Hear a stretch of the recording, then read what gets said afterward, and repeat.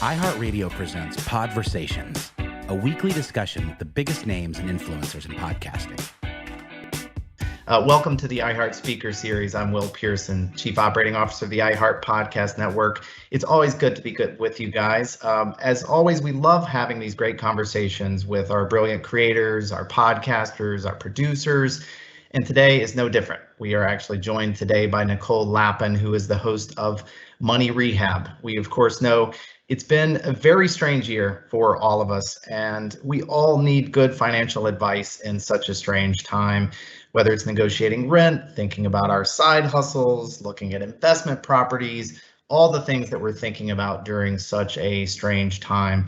And so today, Nicole is joining us. She is the host of the fantastic Hush Money as well, a podcast we were already doing with Nicole. She's a best-selling author, regularly appears on places like CNN, CNBC, and pretty much every major outlet looking to give financial advice. And actually, Nicole has already changed my life a little bit. We're going to see how much it is. But Nicole, I have to tell you, in one of your episodes, you talked about unclaimed money that we all have out there, right? And so you finally inspired me to go give it a shot. I think I told you this story, that there's this older gentleman that rides around on his bike in the neighborhood.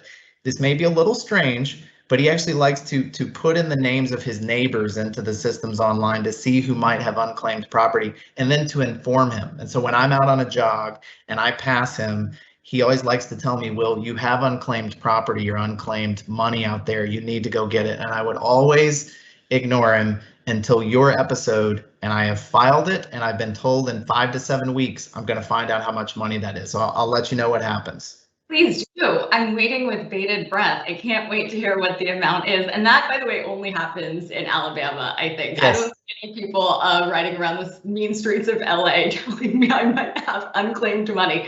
But yes, everyone else, after, of course, this is over, because this is all we should be doing right now, unclaimed.org, and you can check out and see if you have any free money. I had $40. So yeah, that was $40 I didn't have before. It's pretty amazing. It was a really fun episode because your fantastic producer, Morgan, actually was on the phone with her mother, guiding her through the process. It was pretty terrific. But so Nicole, just to back up a little bit, you came to this field in a pretty different way. Like it was, you didn't have the obvious path to becoming a financial expert. You didn't necessarily come from money. You didn't grow up reading the Wall Street Journal. So I'm curious, just from the very beginning, how did you get so interested in money? Yeah, I grew up in an immigrant family, so first generation American. I only knew about cash growing up, like a lot of first generation Americans, and I hated finance. My boyfriend in high school, Will, told me he wanted to be a hedge fund manager, and I thought the guy wanted to be in gardening. So I was super clueless until I needed a job. And I was in broadcast news, and I stalked the station chief in Chicago, and I wanted a job in big market Milwaukee as a local news reporter. And he told me I didn't get the job, but he asked me if I knew anything about business news. And I was 18 at the time. And I knew nothing, of course. And I was sweating profusely. And I said what any 18-year-old looking for a job would say. Yes, absolutely. I love business news, of course, all day, every day. And I faked it till I made it. And I realized that money is just a language like anything else. We just don't have a Rosetta Stone for that language growing up. So once I could speak that language, I could speak it to the world. And then fast forward 20 years later, I never imagined I would be teaching other people how to do it. But yeah, I don't use any of that jargon stuff because I never learned it. I didn't work at a bank, get my MBA. And I think that's the biggest hindrance to getting your financial life together, is just to speak the language. Mm-hmm. What was that moment for you where you realized, oh, wow, like people are really taking me seriously as an expert in this category? You know, you become a best-selling author, Rich Bitch, Boss Bitch, like so many great books. What was there a moment for you where you're like, you know what, I do know what I'm talking about here?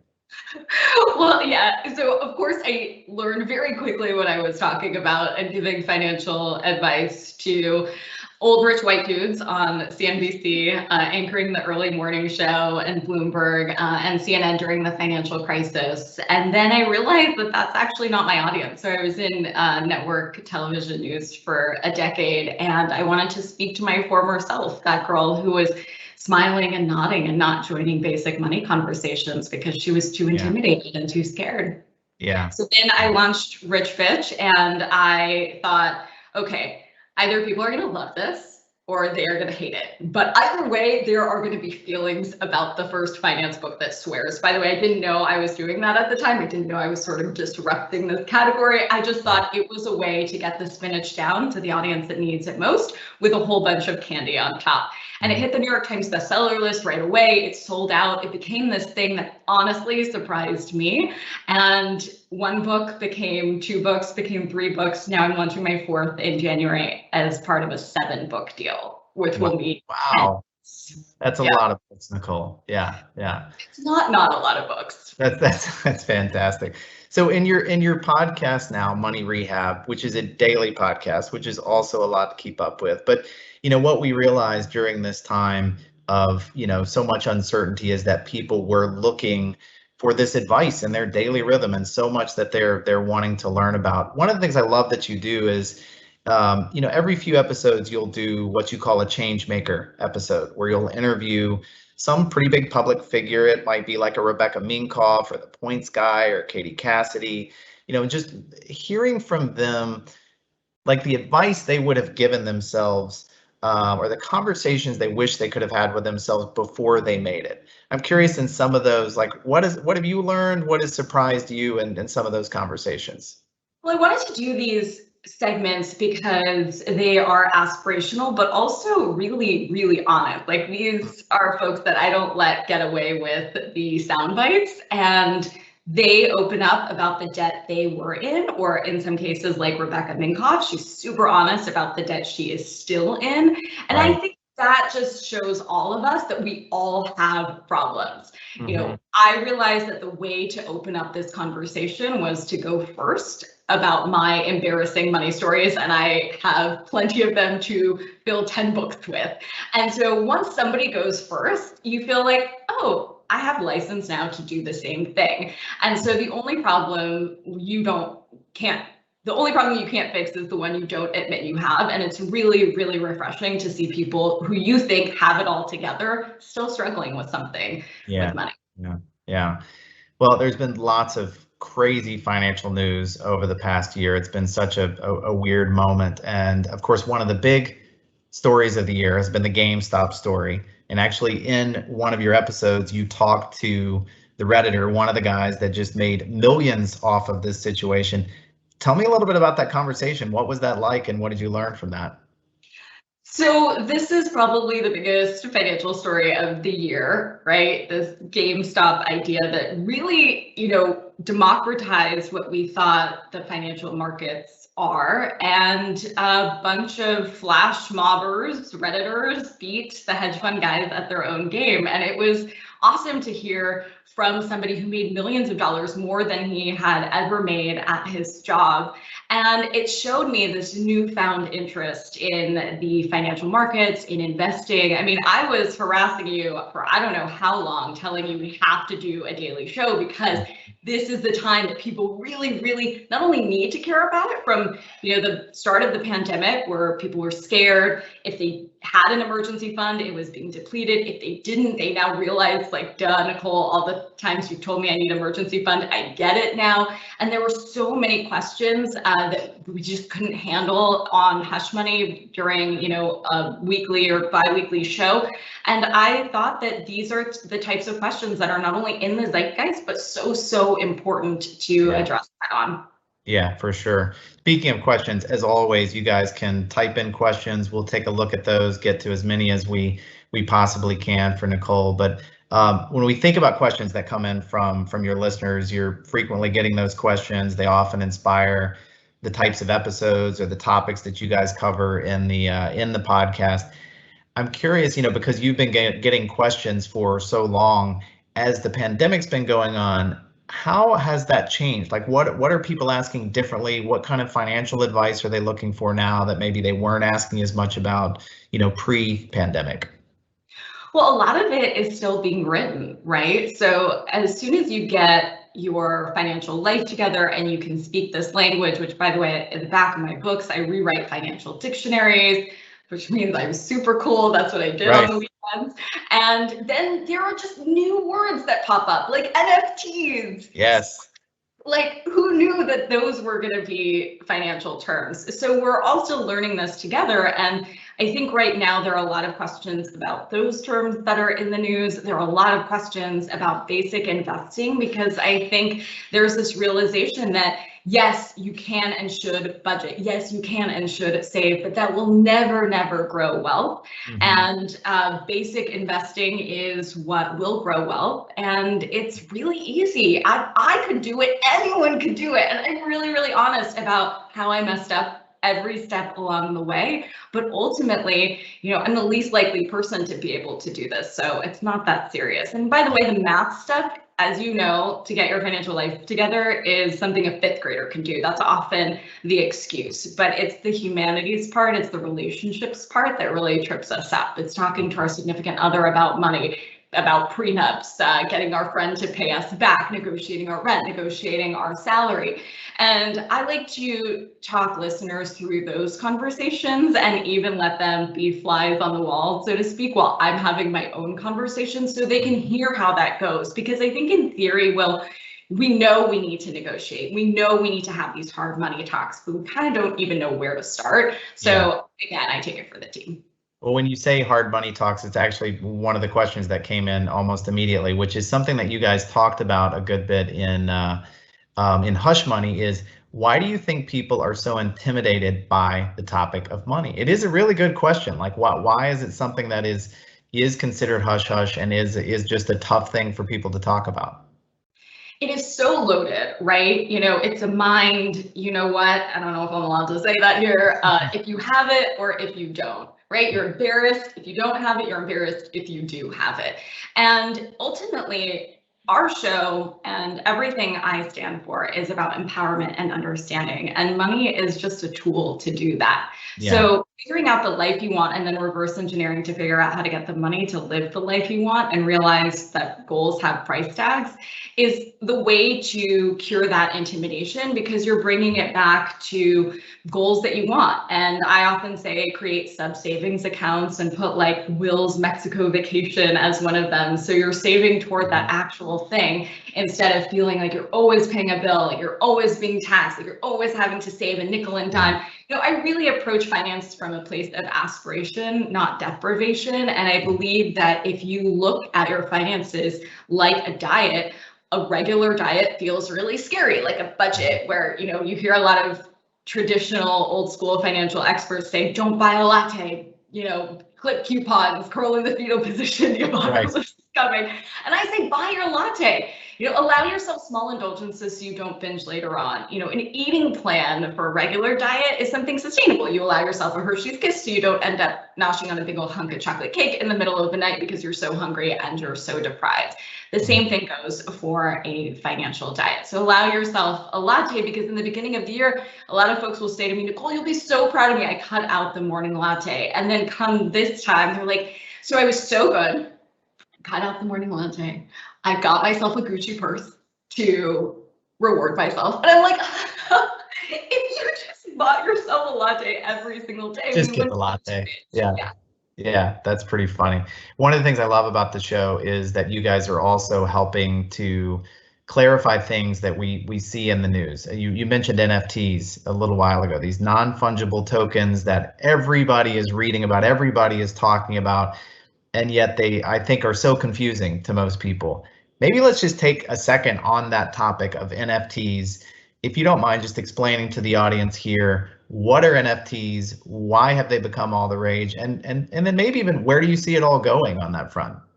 Sure, crypto has become a big thing for us. Of course, even when we were conceptualizing the show, we didn't know that because it wasn't happening. So as NFTs were bubbling up, we thought of ways to tackle it. And yeah, the first thing was WTF are NFTs, which is our episode. And non-fungible tokens, you're absolutely right, Will, A+, makes you think, well, what the heck is a fungible token, right? And what the heck is a token? So something that is non-fungible is something that doesn't have the same value. So something that's fungible would be Bitcoin or a dollar. If I gave you $5 and you gave me $5 back, it would be the same thing. right? But if I gave you a Britney Spears poster and you gave me that poster behind you, whatever that lovely painting is, it would not be the same, right? And so that is essentially what is going on with NFTs. They are tokens, which means they are in the blockchain, and blockchain is the technology that powers cryptocurrency. Blockchain technology can be used for a whole bunch of different things, but cryptocurrency lives on the blockchain. Bitcoin is one of the many currencies on the one of the many cryptocurrencies, just like the dollar or just like the yen in fiat currency. So you have Bitcoin, you have Ethereum, you have Ripple, you have Dogecoin or Doggycoin, as I like to call it, just because why not? And NFTs live with Ethereum right now. So if you go to Coinbase, if you set up your wallet, if you haven't done so already and you want to play around, I recommend no more than 1% of your net worth going to crypto. And then you can buy a non-fungible token, which is really dominated right now by art. And so I think of it, and we've seen probably headlines of millions of dollars for this stuff. I think of it like, you know, you're buying a plaque on a bench. You know it's there, not everyone knows about it, and it makes you happy, so great. And what's weird about the NFTs are that they can be replicated, but only one person owns the original. So like there's one original Monet and there's a whole bunch of replicas. Same jam goes for NFTs. I think it's going to continue to grow. I think that there is more and more interest in cryptocurrency, of course, as a hedge on inflation. As you know, a lot of countries that are dealing with heavy inflation need to go to cryptocurrency because they can wake up tomorrow and have their currency be totally worth nothing. And so, yeah, I think that we are in a place where there's just going to be more interest, not less. Yeah. Now somebody wrote in the question, if only 1% of my net worth should go into crypto, what should I do with the other 99%? It's a great question. So with crypto stuff, I say only put in what you can afford to lose, and also put in something, because if that 1% becomes 100%, then you can't afford not to be in on it. So I break down a spending plan into the 3 E's because I love alliteration. I actually wanted to be a poet when I grew up. I started as an English major. So honestly, if I could do all this stuff, seriously, anyone could do it. So essentials, endgame, and extras, where 70% of your overall spending plan goes to the essentials. So your food, your housing, your transportation, all that jazz. 15% goes to the extras. So the latte we talked about, the mani-pedi, which I know you enjoy on occasion. Well, whatever makes you happy, 15%, try to stick to that amount, and then 15% to the end game. So your future self, the future will, your retirement, your savings, and all of that. And in my next book, I really zero in on what that 15% looks like, and we do that a lot on the show. The first step, is to create an emergency fund. So as we've seen, emergencies happen, and they tend to happen all together oftentimes. And so in pre-pandemic days, I would say 3 to 6 months. Now I say closer to a year, ideally, of just the bare bones stuff that you're going to need. The rice and beans diet. I used to live on rice and beans, by the way, and being paycheck to paycheck myself. Felt fancier than ramen. So keep that aside, put that in a savings account, in an online high yield savings account, in a money market account, in a CD, something that's easily able to be liquidated.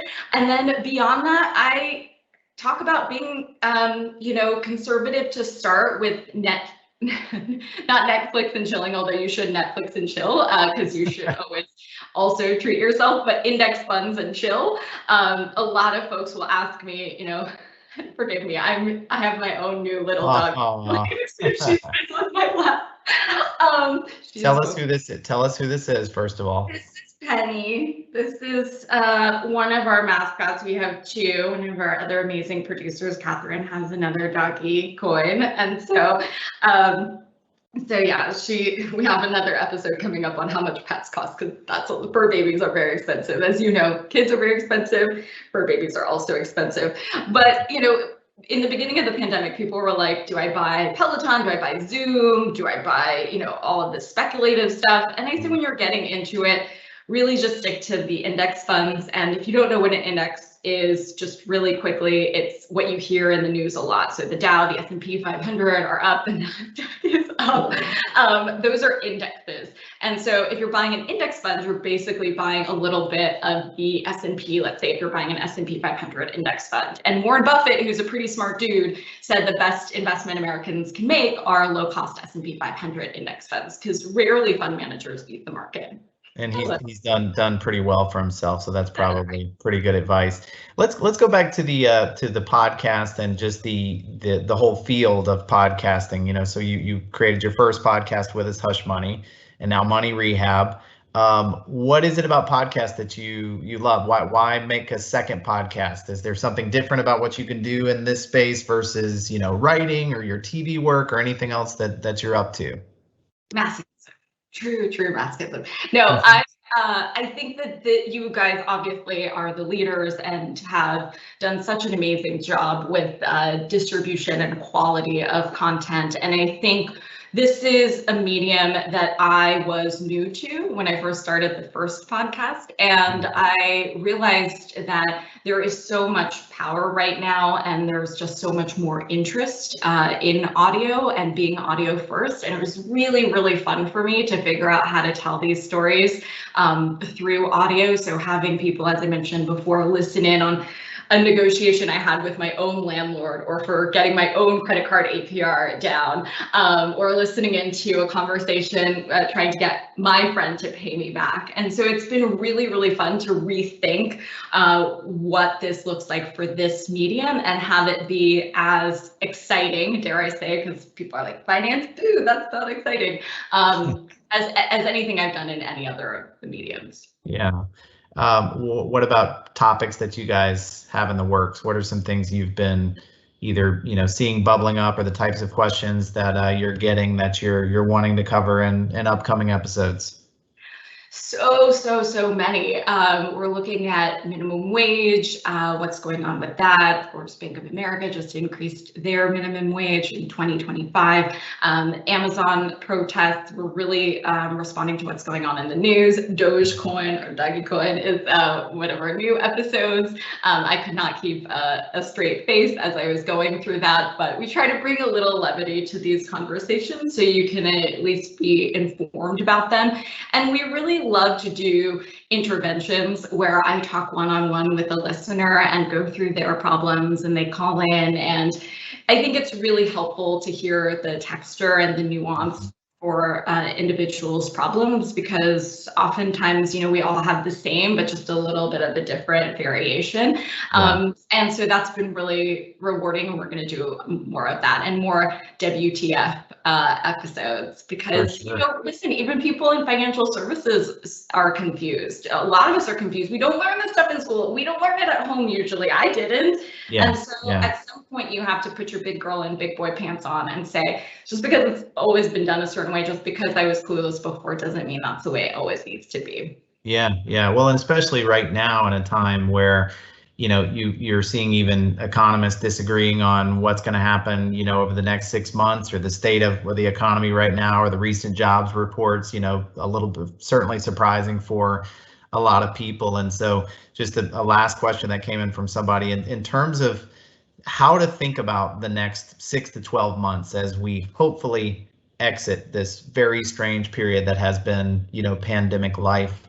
What do you think are some of the first steps that people can take to just support and improve their financial security for the long term? Yeah, I would say it's a great time to take an audit of everything. And again, it's not super funsies to look at your insurances and make sure they're up to date, or look at your will, and hopefully you do have a will. Because especially if you have kids, I know that's not a fun thing to think about, but that's what people who have their financial lives together do. Advanced directives, trusts, and all of those things. I think this is a great time to look at all of your interest rates across the board and start paying down if you do have debt from the highest interest rate first. I like to prioritize to pulverize. So if you start with the highest interest rate, not just indiscriminately trying to pay it off, which I like too, then you will pay down the interest in a much more efficient way. So usually it's credit cards and then car notes if you have one. I don't love borrowing on a depreciating asset. I don't love leases. I think they're a scam. That's another one of our episodes. Mortgages, and then student debt, because they can take away your house, they can take away your car, they can take away your brain. And so look at all of those rates, prioritize those, make sure you're also getting the lowest interest rate possible. The worst thing any creditor can say is no, but the answer is always no if you don't ask, and it's your hard-earned money, so you might as well fight for it. And people are often confused about negotiating the APR on their credit card or negotiating any of these rates, or medical debt. It's the largest debt in collections. Anything is negotiable. Yeah. You just have to ask.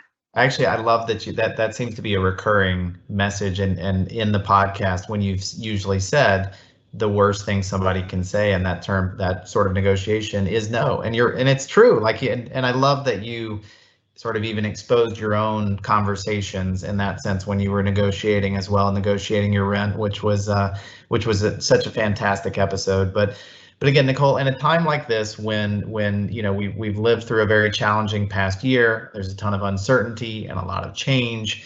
I genuinely appreciate what you're doing with Money Rehab, because we hear from listeners all the time, just seeing the reviews on the show as well. You're bringing something to people that helps inform them, but it also brings them a sense of security and comfort, and knowing that they've got, for what feels like for them, a friend out there talking about the things that we should be thinking about. So thanks for the work you're doing, and I hope everybody will check out Money Rehab. It is a fantastic daily podcast. Thank you. Thank you for the opportunity to let me do it, and thank you to our amazing team, whom I could not do it without. Yeah, it's a terrific production team. So, well, I hope everybody will join us again next week for another part of the speaker series. For next week, we're actually going to be looking at what we've been doing in the branded podcast space and just the branded podcast space in general. There's an incredible podcast called Humans Growing Stuff that's sponsored by Scott's Miracle Grow. It's actually been nominated for some awards outside of the branded content space, which is a pretty good sign that it's doing it right. But that's going to be a terrific conversation. Also wanted to remind you guys, if you love hearing these conversations week after week, or if there's any that you have missed, you can check out our podcast, Podversations, on the iHeartPodcast network, or anywhere you listen to your podcast. But thanks again for joining us. Hope the rest of your week goes great.